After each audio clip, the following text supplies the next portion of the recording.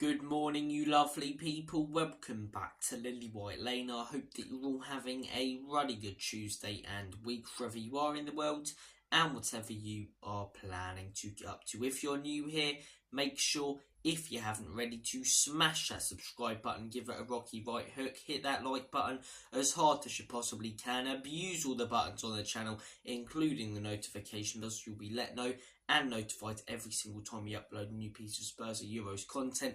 And finally, comment all of your thoughts and opinions down below. Without further ado, let's get cracking with this Knacking with Your Euro 2024 breakfast show. The show where we review and go through the games from the day before, preview the upcoming ones on the day of the video, discuss all of the big talking points and headlines coming out of the tournament. So without further ado, let's delve into them. And I want to start things off by talking about yesterday's games. And I want to start things off by talking about Portugal versus Slovenia. What a game it was. It had everything apart from goals, really. And I don't get people who look at 0-0s on the surface and go, oh, always a boring game without goals, because you can have some absolutely cracking football games without goals. And last night was one of them, full of drama. It was crazy. The first half, Slovenia looked so structured defensively, so solid, very hard to break down, and Ronaldo was attempting to make it the Ronaldo show. It wasn't quite working out. He was taking every free kick. Every time he got the ball, he was trying to do something special, and it felt like nothing was clicking for the guy. And I'm not Ronaldo's biggest fan, but you felt for him a little bit, because you really could see that he wanted that goal more than any goal that he'd wanted in his career, you know. After the group stages for Portugal not getting that goal, we had it a few years ago, you know, supporting England with Harry Kane at the Euros, where you could see he was waiting for that goal because the press, as I say, were criticising him a little bit more. But Ronaldo expects so much from himself, and as I say, every time he was missing a free kick, missing a chance, he was getting more and more frustrated with himself. And I was thinking to myself, that could come to cost the team. It could come to cost the team. He's not the same player he was. Is he still a top quality player? And will he go down as one of the greatest of all time? Yes. But he's clearly not the same player that he was. Otherwise, a couple of these free kicks 10 years ago, even 5 years ago, would have went into the back of the onion bag. Nevertheless, second half, very interesting second half. Slovenia set up very solid defensively again, counter-attacking a bit more in the second half. They had some decent chances, to be fair, and Portugal just couldn't find a way through. Nuno Mendes and João Cancelo looked their most dangerous players on the flanks, but some brilliant tackles and blocks going in. And it's not that I hate watching defensive football, because I love watching it. It's the same with the Premier League, you know, when you see very solid and defensive teams, but coming up against a Manchester City or, you know, a Spurs even, or an Arsenal, someone like a Burnley lower in the table, and it's quality defending, it's blocks and tackles flying in left, right and centre, passionate defending, defenders cheering every move that they make and every tackle that they do and every throw-in that they get. I love watching that type of defensive football, what Italy always used to do, and it was such a joy to watch the way that the Slovenians defended yesterday. It really was so passionate, so hard to break down, and took it to extra time, which I think none of us expected. None of us expected that. Portugal, as I say, kept on pushing and they managed to get a penalty. Ronaldo to redeem himself for all the misses that he's had in the game, and it's saved by Jan Oblak. Not the best penalty from Ronaldo, and again, not the biggest Ronaldo fan, but you really did feel for him. Started to, as I say, pour out with tears immediately after, and at half time and extra time, you really started to think to yourself, is it going to be Slovenia's day? Is this the last time we see Cristiano Ronaldo in an international tournament? Portugal, one of the favourites with one of the best squads. Are they going out? And they should have. Jan Oblak makes that brilliant save, but second half of extra time, Benjamin Sesko one-on-one with the goalkeeper. The man in that Slovenia team who you'd want to be in that position. Nicks it off Pepe, who was out on his feet. One-on-one with a keeper, and it's an absolutely fantastic save from Diogo Costa to take it to penalties, where Diogo Costa steals the show. That is one of the best goalkeeping displays I've seen from a keeper ever. To make such a crucial save, to keep your team in the tournament towards the end of extra time, and then save 3 penalties in a row. The first 3 penalties that the opposition took, by the way, absolutely outstanding. I really felt for Slovenia because they'd worked so hard throughout the game to get it to penalties, and then it was done in the matter of about 3 or 4 minutes. But Diogo Costa, outstanding for Portugal, and Ronaldo ought to give him a massive hug this morning and kiss on the cheek because of what he did for him. You know, save Ronaldo, save that Portugal team. It was outstanding from Diogo Costa. It was a very entertaining game. Again, 0-0, and on the surface, you know, I could have missed that game yesterday and woken up this morning and go, oh, I only missed a 0-0 when it went to pens. But such an entertaining game, such an enjoyable game, full of drama like this whole competition has had. And as I say, Diogo Costa, absolutely mustard in goal for Portugal. Yeah, no black as well for Slovenia. But the Slovenians, they go home with their head held high. Just like Slovakia, no one expected them to even qualify for the group. Qualify for the competition, let alone get out the group. As I say, 3 draws, 3 good draws by the way. England couldn't find a way through. Portugal couldn't find a way through against them. Took it to penalties in that game. And as I say, penalties, you know, in training, 20 Slovenian penalties are taken, 20 of them going to the back of the net. But with the pressure on you in those situations, it's so hard to predict the way that penalty shootouts are going to go. It really is, you know. But credit to Portugal, they managed to find a way, just like France, who is their opponent in the quarterfinals. That's going to be a quality game. France versus Portugal in the quarterfinal, with Spain versus Germany on the same day. But as I say, France, it wasn't pretty from them, but they found a way through to the next round of the tournament. France 1, Belgium 0. That was the full-time score. You could see the way that the game was panning out, you know.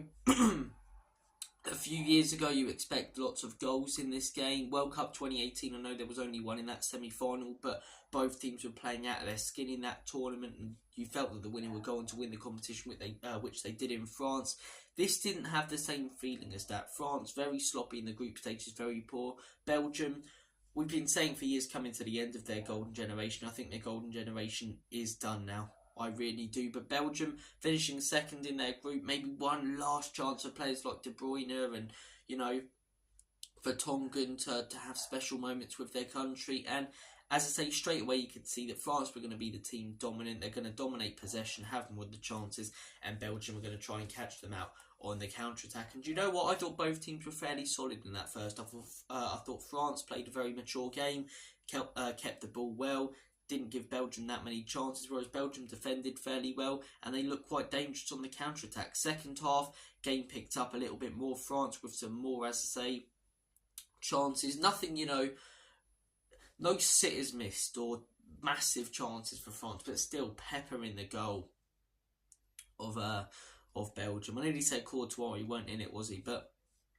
pepper in that Belgium goal, and Belgium had a massive chance on the counter-attack. It was threaded through to De Bruyne on the outside of the box, 2 players around him, and he forces a fantastic save, as I say, of Mike Maignan. So 0-0 until around the 86th, 87th minute when France find a way through. Another own goal, as I say. It was a shot, I believe, by Marcus Thuram, took a massive deflection on the way in, so it goes down as an own goal. I mean, how are France in the quarterfinals of this competition when they've scored 1 penalty and I believe like 2 own goals? That's it, yeah.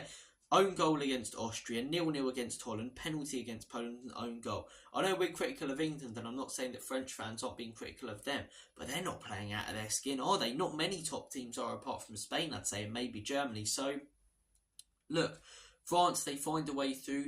That's all that matters. That's a huge game on Friday now. Portugal versus France, Mbappe versus Ronaldo. Will Mbappe send his hero Ronaldo packing for the last time at an international tournament?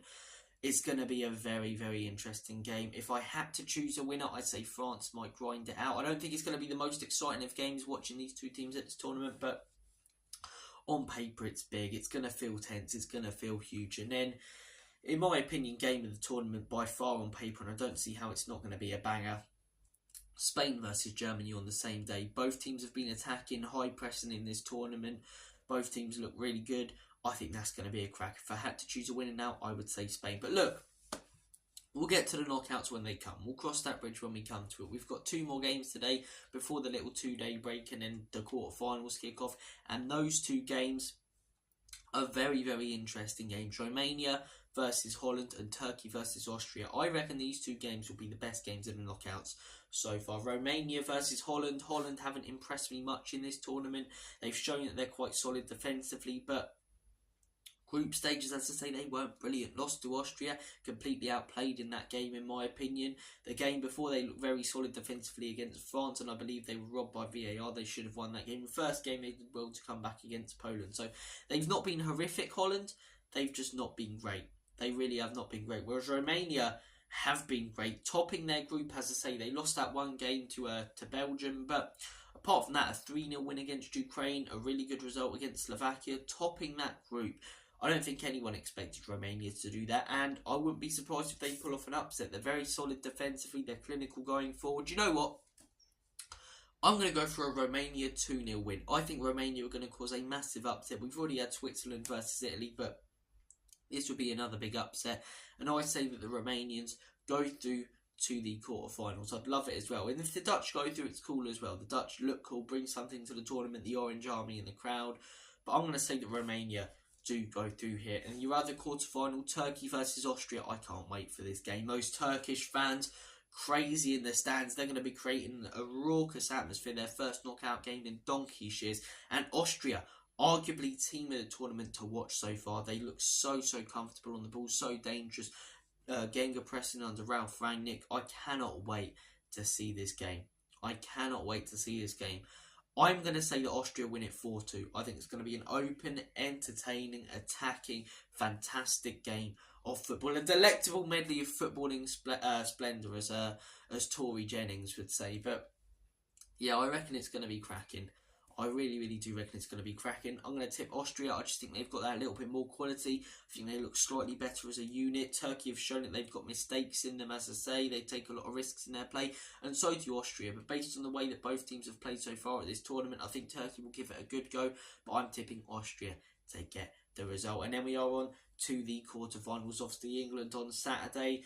I'll be at the Copper Box as well, watching Johnny Fisher on that evening. So I have to find a pub to watch the England game in before, obviously, and then we'll get the Euro 2024 breakfast show out the day after, likely, depending on how I'm feeling. But yeah, more content to come. Any Spurs news like yesterday with Archie Gray, we'll report it right here. I'm not going to report to you guys that we're linked with SA for the 50,000th time. Any proper news, I'll report it, but I'm not going to clickbait you guys with the same old stories. Would it get me views? Yes, but I pride this channel on reporting to you guys honest and true news, and I'm not going to report to you guys some shit because it will get me views if it's not, as I say, honest or new. So, guys, keep your eyes peeled and watch out for any Spurs content, because I'm sure there will be some more transfer news like yesterday. Euro 2024 breakfast show. We've got another one tomorrow, obviously Saturday and Sunday. So, keep your eyes out for that. Take care of yourselves. All the best. Have a smashing day and week. And as always, Comedy Spurs. I nearly said Enoch. In Enoch we trust. Bloody hell. In Big Andrew we trust. Enoch and Levy out. Come on, England. Come on, the Euros. Catch you guys in a bit.